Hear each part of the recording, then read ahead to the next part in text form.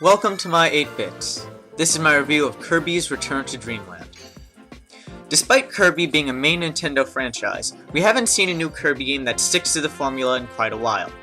However, this trend is broken by the appropriately named Kirby's Return to Dreamland, and the return to form is greatly appreciated.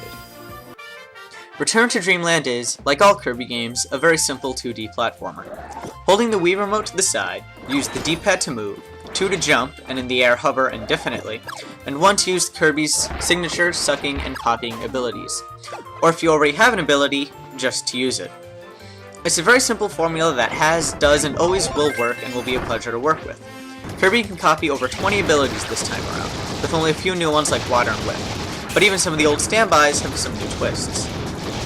Aside from Kirby, up to 3 co-op players can control Meta Knight, King Dedede, or Waddle Dee, who each have their own weapon. While playing as Kirby rewards one with variety, there is definitely something to be said for always being able to have a weapon on you. The game works on a live system, and while all players share from one pool, co-op players can respawn even after the pool is empty, and only the death of player 1 has any real consequences. But death isn't much of a problem anyway, as even a game over only sends all the players to the beginning of the level.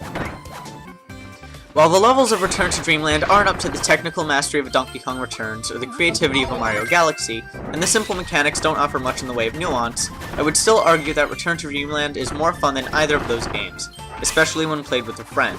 And make no mistake, this is definitely a game that you want to play with friends.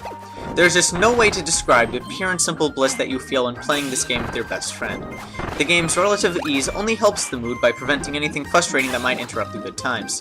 To put it simply, Kirby's Return to Dreamland is the most fun that 2 to 4 people can have gaming together. Despite its simplicity, Return to Dreamland is surprisingly lengthy. Going through the main story of the game and collecting all 120 majiggers, some of which are hidden in secret pocket levels, can take around 7 hours. Add to that ability-specific challenge rooms, an unlockable arena, and 2 unlockable minigames, and you have a game that you will want to keep coming back to. Kirby games have always been designed simply to be only the most fun that they can be. Where other games have focused on delivering more complex narratives or mechanics, the Kirby series has kept its focus on taking 1 or 2 simple mechanics, perfecting them, and then making it as easy as possible to enjoy them. Kirby's Return to Dreamland is the most successful example of that formula, and the addition of co-op has seemed to complete the formula to making simply the most enjoyable game that there could ever be. At least until the next one.